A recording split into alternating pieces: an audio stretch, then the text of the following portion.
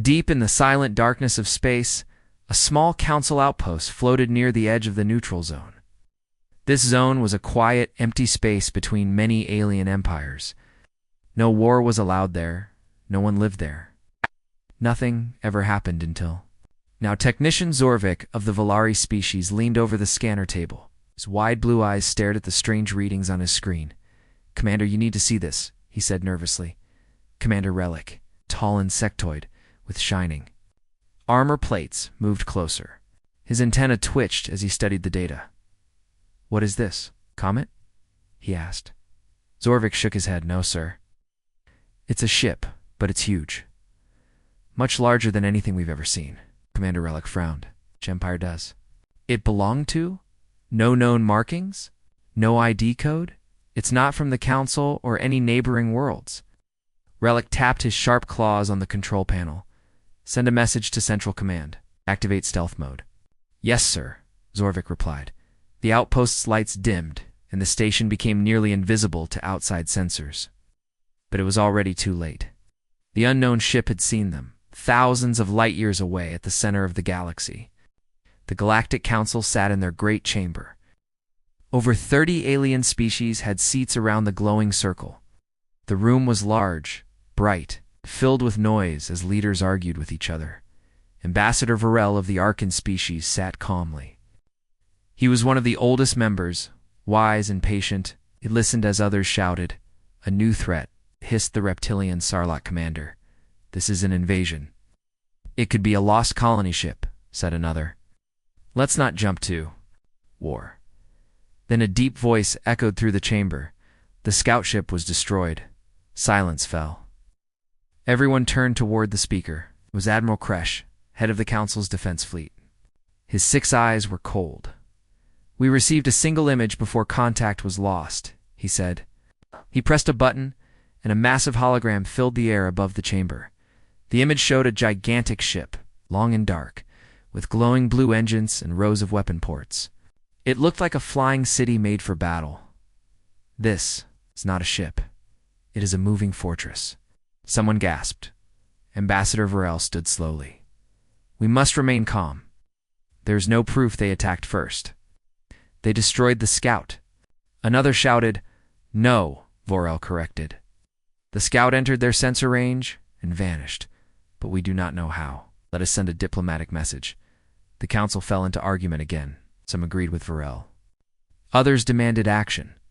Far away, the mysterious ship moved again, orbiting Earth. The Titan-class warship, HSS Behemoth, prepared for its first mission beyond the Sol system.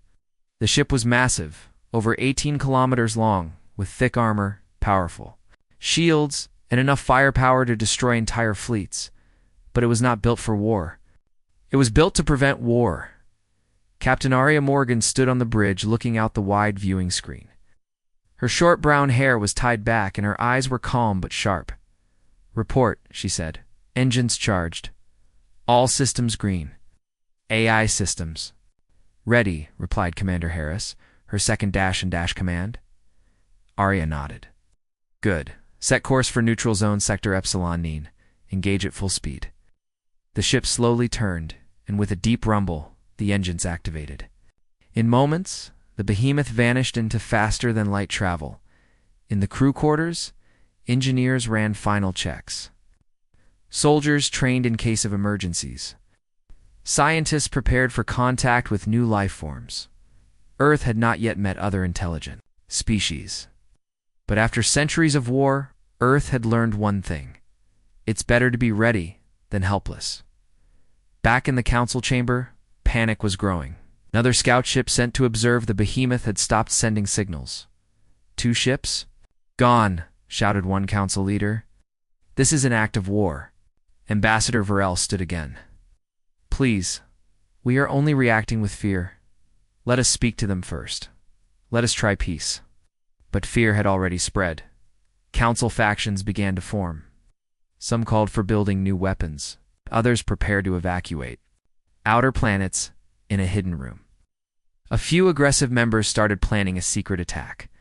The behemoth exited FTL space smoothly near the neutral zone.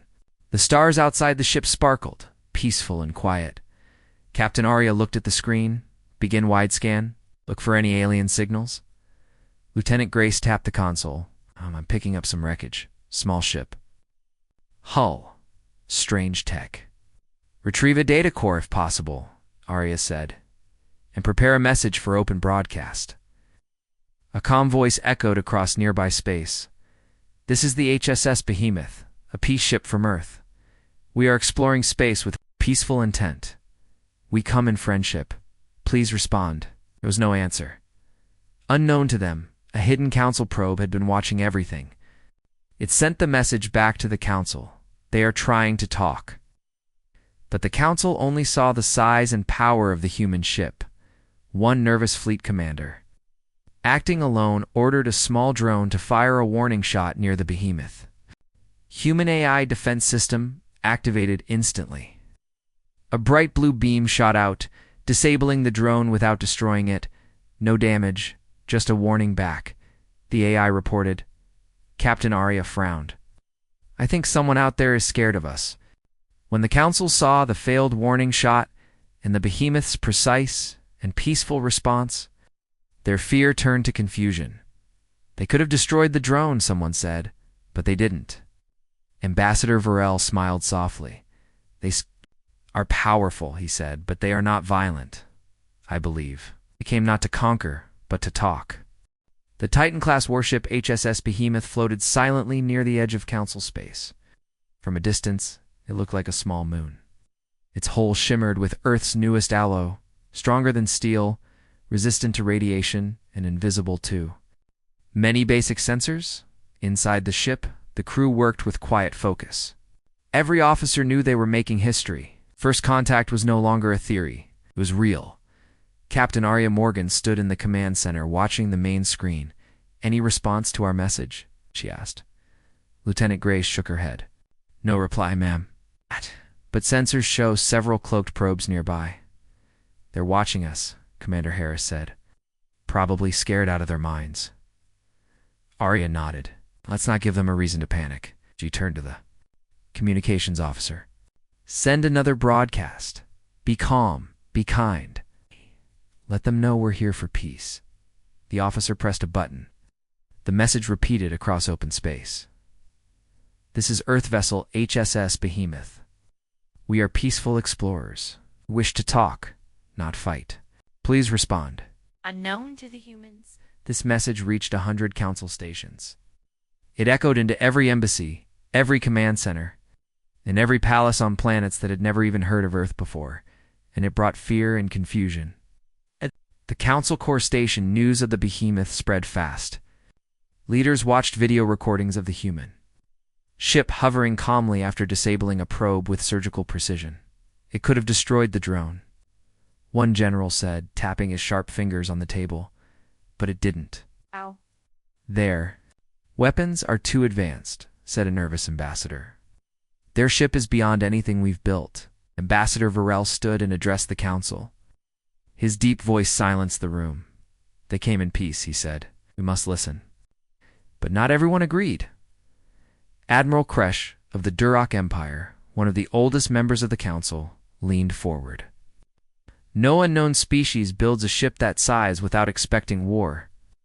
Earth may be different, Varel replied.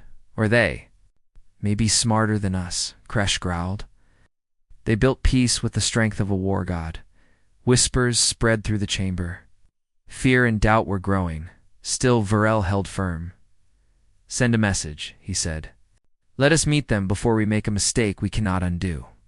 The vote was close, but it passed. A small diplomatic ship was prepared. It would carry an invitation to talk face to face. Back aboard the behemoth, the crew continued their scans. A young engineer named Noah was in the lower hull, running a full diagnostic of the defense grid. He looked through the window at the stars. Somewhere out there were alien minds, watching them, judging them. He whispered to himself, I hope they don't shoot first. Just then an alert pinged on his screen. Unknown ship approaching, the ship's AI announced. The bridge went into quiet action. Lights dimmed slightly as red outlines marked shield status. Defense turrets rotated and locked into standby mode. But Captain Arya gave no order to fire. Instead, she leaned forward. "Show me the ship." The screen displayed a small golden vessel about the size of a human shuttle. It had no visible weapons, and its engines were slow. "A message is coming in," said Lieutenant Grace. Arya nodded. "Play it." The voice was soft, with a slight echo. "This is the Galactic Council. We recognize the ship called Earth. Behemoth, we invite your leaders to speak with our ambassador at a neutral meeting point. We seek peace." Everyone on the bridge paused. For the first time, the silence was not tense, it was hopeful. Captain Arya smiled. "Finally, let's prepare a reply." The meeting point was a small, quiet moon near a blue gas giant. The Behemoth stayed in orbit while a smaller Earth diplomatic shuttle flew down to the surface. Inside were Captain Arya, language expert, named Dr. Ramos, and 2 security officers. Waiting at the meeting zone was Ambassador Varel. He stood tall, his dark robes flowing in the wind. His eyes, golden and calm, watched as the human shuttle landed. The door opened with a hiss, and the humans stepped out. Arya walked ahead, offering a hand. "Captain Arya Morgan of Earth." Varel looked at her, then slowly extended his own. 3-fingered hand and shook hers. "Ambassador Varel, of the Galactic Council. Welcome." They sat at a simple table made of local stone. Round them, both sides' guards stood at a distance, silent and alert. Dr. Ramos used a translator device. To assist with speech, the 2 sides began to talk. They shared stories about Earth's wars and peace. Arya explained how humanity had once nearly destroyed itself, but came together in the end. "We built the Behemoth. Not to conquer," she said, "but to protect. We know what it means to lose everything." Varel listened carefully. "And yet you never met other species before this day?" he asked. "No," Arya said, "but we believed we weren't alone. So we prepared for peace and for danger." Varel nodded slowly. "Your strength is not just in weapons.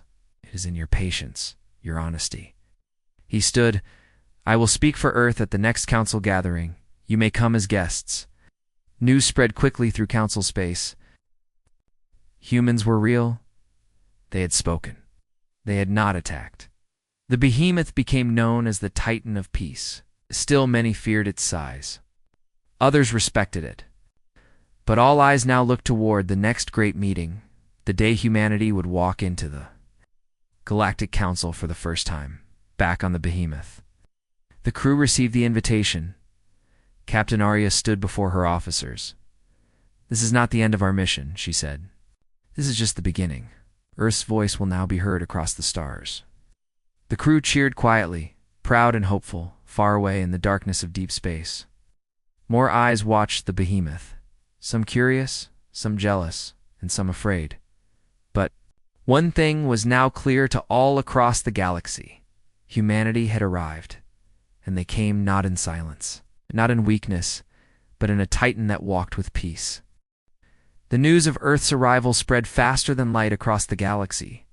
On hundreds of planets, on space stations, and inside learning halls, people whispered the same words: "The humans are here." And more importantly, they brought a Titan. The image of the HSS Behemoth, its long dark body, its glowing blue engines, and its giant weapon ports was shown again and again on council broadcasts. Some watched in awe, some watched in fear, and inside the great council chamber, fear was turning into chaos. Ambassador Varel sat in the center of the chamber, calm as always. He had just returned from the first peaceful meeting with the humans. His mind was clear, but the room around him was filled with shouting voices. "They're too powerful," yelled General Krovar of the Urix Republic. "That ship is not a symbol of peace. It's a threat." Oh. "They did not fire first," Varel replied, his voice steady. "They spoke calmly. They disabled one of our drones without harm. Their AI did it without warning," snapped another leader. "Their technology thinks faster than us." "It's not their fault they are advanced," Varel answered. He looked around the room. Alien faces of many shapes and colors watched him. Some looked scared, some looked angry, but very few looked brave. Admiral Kresh of the Duroc stood, tall and cold. What if this is only the beginning? What if the next human ship is twice as strong? Silence fell for a moment. Then he said something that sent chills through the room. We must prepare for war. Meanwhile, aboard the HSS Behemoth, the crew continued peaceful operations. The ship had entered orbit near the Council's central space station. No weapons were armed, no threats were made. But the humans knew they were being watched. Captain Arya Morgan sat in her private room, reading the latest reports. One was about Council movements. Another mentioned strange fleets. Gathering nearby, her door chimed. "It was Commander Harris, Captain," he said. "We're getting strange signals, encrypted. Not from Council channels, possibly. Secret warships." Arya stood and walked to the screen. "Keep the shields on low power," she said. "Sure we don't look like we're preparing for a fight?" "Yes, ma'am. But should we be worried?" She thought for a moment, then said quietly, "Worried? No, but ready. Always." Back in the Council chamber, smaller meetings were happening in secret rooms.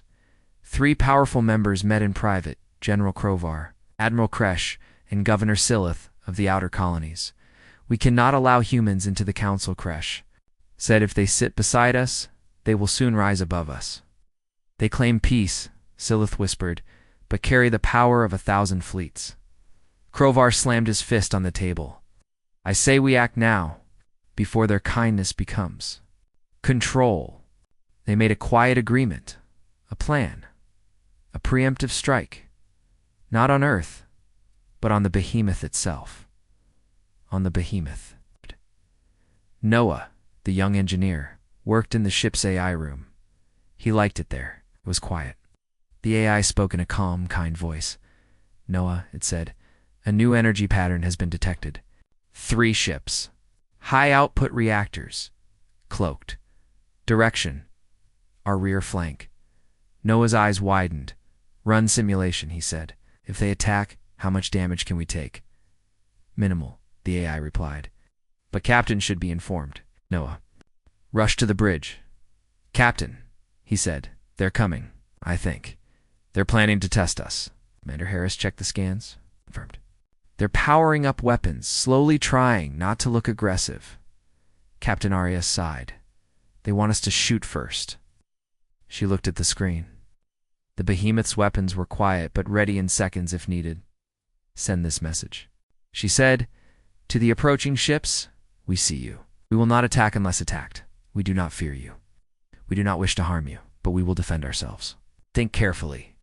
The message was simple, clear, calm, and it worked.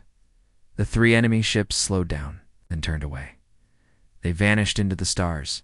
No shot was fired, but the message was delivered, Ambassador. Vorel learned of the secret attack plan just hours later.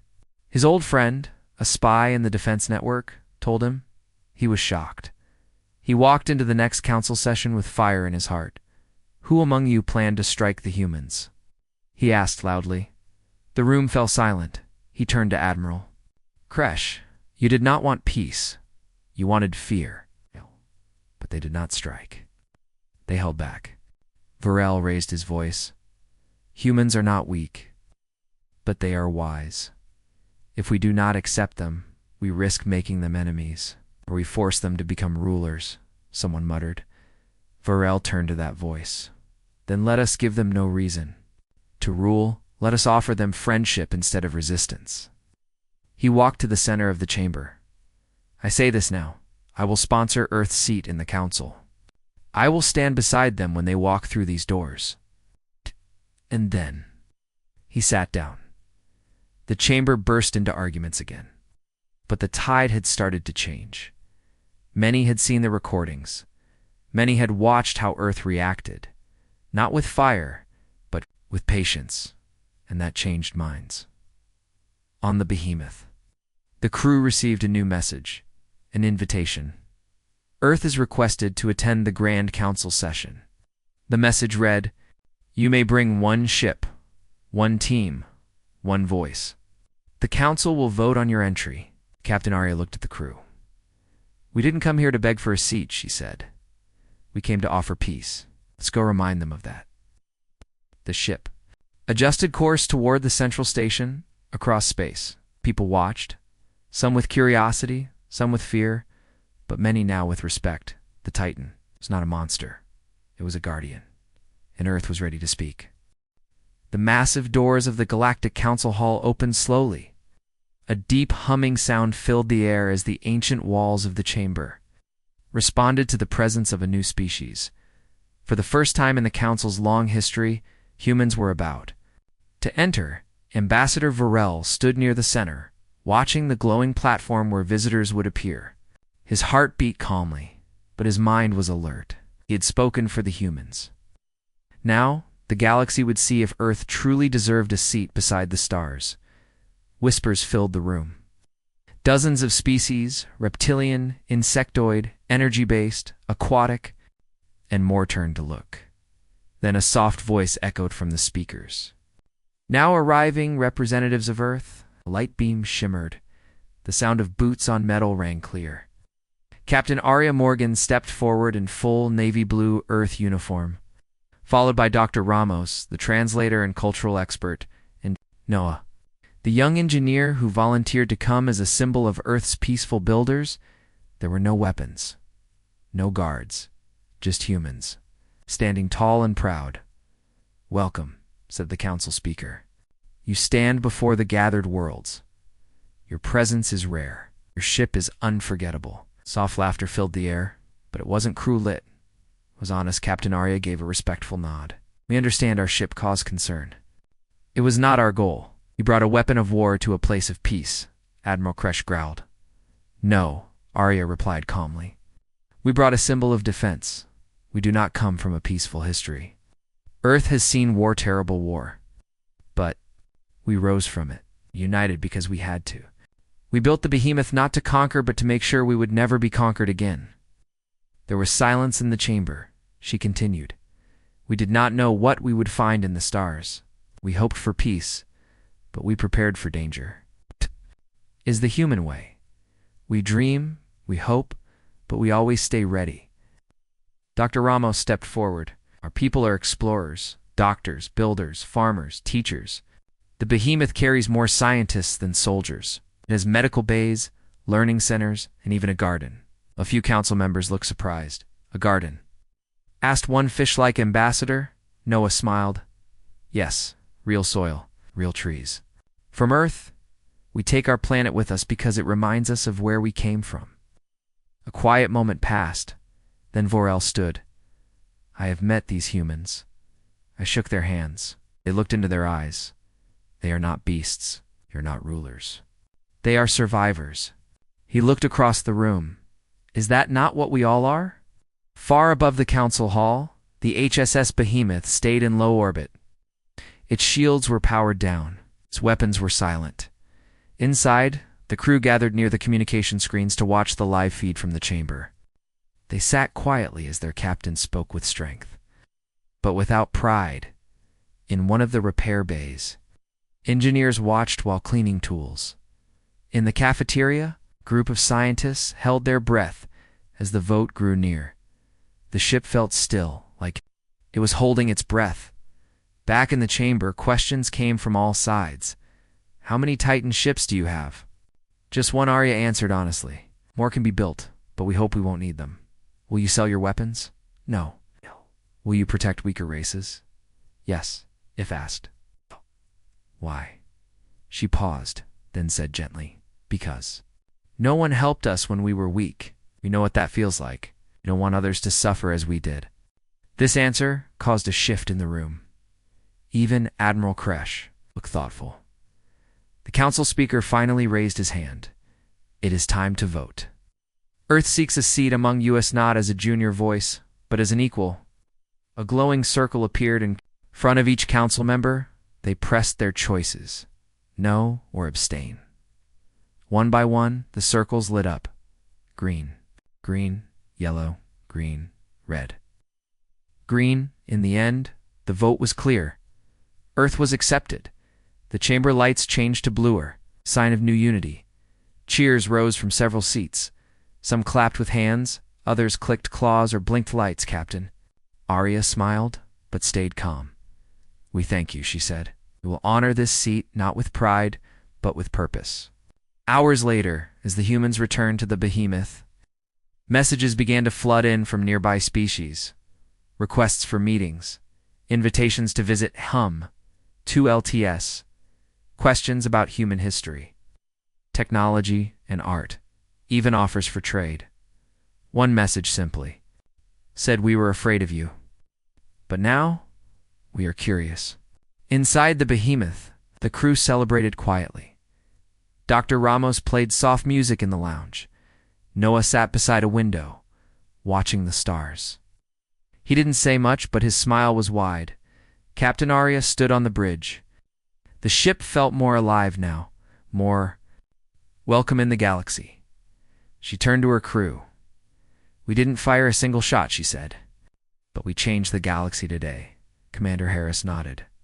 "The Council fears strength, but they respect control." "We gave them both," Arya said. "That's the human way." Far away in the shadows of deep space, not all were pleased. Dark Figure watched the Council vote replay on a hidden screen. Its red eyes blinked slowly. "So, Earth has joined the Council," another voice whispered. "They will bring change. Then we must prepare, or war." In the silent corners of the galaxy, old enemies stirred. Not all would welcome Earth with peace, but Earth was ready. Because the Titan had woken, and it walked with peace, but was never without power. The HSS Behemoth floated above the Council's capital planet like a silent guardian. Its engines were quiet, its weapons were cold, but its presence was still strong, like a mountain in the sky, unshakable and calm. Inside the ship, Captain Arya Morgan stood at the main window, watching the stars. She had spoken to the Council, answered their doubts, and now Earth had its place among the stars, but she knew it wasn't over. Respect was not given forever. It had to be earned again. And again, in the Council chamber, Ambassador Varel met with other senior leaders. Many were still unsure. Others were already asking for Earth's help. "Humans are now members," Varel said. "Let us give them a chance to show what they stand for." Just then, a high-priority signal arrived. It came from a small farming world called Delnari, near Council borders. The message was shaky and full of static. "We're under attack. Unknown ships. No Council help. Please, anyone." The room went silent. Governor Silith read the full report. 3 colonies burned. Civilians taken. No known attackers. Just destruction. Admiral Kresh looked around. "Our nearest fleet is days away." Ambassador Varel turned to the speaker unit. "Send it to Earth," he said. "Let us see how fast they respond." Back on the Behemoth, the message reached the command center. Captain Arya read it. Twice. Coordinates. "Received. It's 3 hours from here at max speed." She didn't wait. "All hands, battle readiness," she ordered. "No delay. Launch now." The Behemoth moved. Like a silent arrow, it left orbit and vanished into faster-than-light travel. Earth didn't ask for permission. Earth answered a call. Delnari 4 was a quiet green world. Farmers raised tall trees and sweet grains. Children played near rivers. They had no soldiers, no defenses. And now, strange black ships hovered over their homes. These attackers had no name, no flags, just guns and fire. They destroyed everything. They saw and took anything that could be used. When the Behemoth arrived, it came like a shadow across the sky. The invaders looked up. Then the first human message played across all frequencies. "You are attacking civilians. Stop now. Leave this system. You have 10 seconds. The pirates laughed. 10 seconds later, they weren't laughing anymore. The Behemoth did not launch missiles. It didn't need to. A single energy pulse from its lower deck disabled all engines on the enemy ships. Their systems went dark. Their weapons shut off. Ships fell slowly to the ground, harmless. No one died. But the message was clear. Captain Arya sent down shuttles with medics and supplies. Noah joined the repair teams. He helped fix broken water lines and gave a little girl solar light to keep beside her bed. The people of Delnar 4 wept not from fear, but from relief. One old farmer looked up at the behemoth and whispered, "That's not a ship, it's a promise." 2 days later, the behemoth returned to the council station. The chamber was full. Everyone had heard the news. Some didn't believe it. Others were shocked. Arya stood in the center again. "We received a distress call," she said. "That's all. You destroyed a fleet," someone said. "No," she corrected. "We stopped a raid without firing a shot." "And why did you go without waiting for council orders?" She paused, then replied, "Because no child should cry in the dark while we wait to discuss rules." That answer was met with silence. Then slowly, applause. Ambassador Varel stood. Earth has not only spoken, they have acted, with speed, with power, and with mercy. Even Admiral Kresh gave a slow nod. They earned their seat. After that day, everything changed. Other species began to send small teams to visit Earth. The behemoth was invited to peaceful missions across nearby systems. Human engineers helped. Build bridges on water-worlds, human doctors taught. Medicine on desert planets and children on distant moons began to draw pictures of the Titan ship with bright blue engines. It became a symbol not of war, but of hope. In one quiet moment, Ambassador Varel met Captain Arya in a garden room on the council station. Trees from many planets grew together. Symbols of unity. They walked side by side. "You did more than we expected," Varel said. "We did only what we would want others to do for us," Arya replied. He looked at her. "Humans are strong, but your greatest strength is not in metal or fire. It is in your heart." Arya smiled. "We learned long ago, power means nothing if it's used without purpose." He nodded. "Then I believe the galaxy will be safer, because you are in it." But far away, in a hidden part of space, a dark council watched. The failed pirates had belonged to a secret force unknown, even to the council. Now they were angry. Earth had shown strength, too much strength. One figure stood and said, "They saved a world. Next time, we make sure they fail." But Earth was not sleeping. Inside the behemoth, deep in the command deck, the AI tracked threats across the stars, and Earth's leaders, now part of the council, listened carefully because they knew peace was not forever, but it was worth fighting for. Above all, humanity had proven something. They had not come to rule. They had not come to beg. They had come with a ship the size of a city, carrying builders, doctors, and dreamers. And when the galaxy feared them, they responded not with fire, but with kindness backed by strength.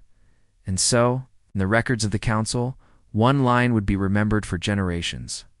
When Earth came to the stars, they brought a Titan not to destroy, but to protect.